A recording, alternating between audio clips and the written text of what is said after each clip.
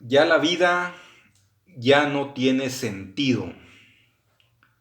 Esos han sido los comentarios de muchas personas en estos días, en tiempos de pandemia. Muchos andan por ahí diciendo, ya la vida ya no tiene sentido. Ya la situación en la que va a quedar el país económicamente ya no va a tener sentido vivir. Vamos a Romanos 14, de los versículos 7 al 9, dice, porque ninguno de nosotros vive para sí, y ninguno muere para sí. Pues si vivimos, para el Señor vivimos, y si morimos, para el Señor morimos. Así pues, sea que vivamos o sea que muramos, del Señor somos. Porque Cristo para esto murió y resucitó, y volvió a vivir para ser Señor así de los muertos como de los que viven. ¿Cuál es el sentido de la vida para muchos hoy día? Durante mucho tiempo, para el mundo, el sentido de la vida ha sido tener riqueza, mucha riqueza, prosperidad, salud, éxitos empresariales, éxitos donde toda la gente me vea. Lamentablemente, mucha de esa doctrina ha llegado a muchas iglesias y se predica de que conocer a Cristo es símbolo de tener riquezas, de vivir solo con salud y de tener siempre éxito.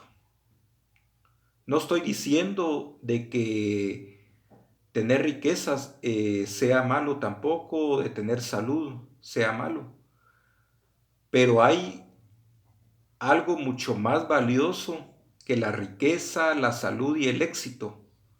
Porque ¿qué pasa cuando llega todo lo contrario? Entonces desfallecemos. ¿Qué pasa actualmente en este mundo cuando está faltando la riqueza, está faltando más que todo la salud? El mundo está en ansiedad y con temor. Hay algo mucho más valioso que todo esto y lo encontramos en Romanos 12. Brevemente voy a citar algunos pasajes, pero hay valores mucho más grandes que la salud, que la riqueza, que el éxito. En el versículo 1 dice que presentemos vuestros cuerpos en sacrificio vivo, santo, agradable a Dios. Versículo 2, que no nos conformemos a este siglo, sino que nos transformemos por medio de la renovación de nuestro entendimiento. En el versículo 3, que no tengamos más alto concepto de nosotros mismos, sino que pensemos con cordura conforme a nuestra fe. Versículo 5, que seamos parte del cuerpo de Cristo. Versículo 7, que sirvamos, que enseñemos. Versículo 8, que exhortemos. Versículo 8, siempre que tengamos misericordia con alegría. Versículo 9, que tengamos amor sin fingimiento, que aborrezcamos lo malo, que sigamos lo bueno, que nos amemos los unos a los otros. En el versículo 10, que nos amemos con amor fraternal. Versículo 11, que no seamos perezosos, que seamos fervientes en espíritu, que nos sirvamos con gozo, con gozosos en la esperanza, en la tribulación, que seamos constantes en la oración. Versículo 13, que compartamos a los necesitados. Versículo 16, que no seamos sabios en nuestra propia opinión. Versículo 17, que no paguemos a nadie mal por mal. Versículo 18, que estemos en paz con todos los hombres. Versículo 19, que no cultivemos la venganza. Versículo 1 del capítulo 13, que nos sometamos a nuestras autoridades. Versículo 8, que amemos al prójimo. Y en el versículo 9, que no adulteremos, que no matemos, que no hurtemos, que no demos falso testimonio, que no codiciemos, que amemos a nuestro prójimo. Versículo 12, porque la noche está avanzada y se acerca el día. Desechemos pues las obras de las tinieblas y vistamos las armas de la luz. Andemos como de día, honestamente, no en glotonerías, borracheras, lujurias, lascivias, contiendas y envidias, sino vestidos del Señor Jesucristo, no proveyendo para los deseos de la carne. En resumen, lo tenemos en los versículos 7 al 9 del capítulo 14 que acabamos de leer. Lo leemos nuevamente: porque ninguno de nosotros vive para sí y ninguno muere para sí. Pues si vivimos, para el Señor vivimos, y si morimos, para el Señor morimos. Así pues, sea que vivamos o que muramos, del Señor somos. Porque Cristo para eso murió y resucitó y volvió a vivir, para ser Señor así de los muertos como de los vivos.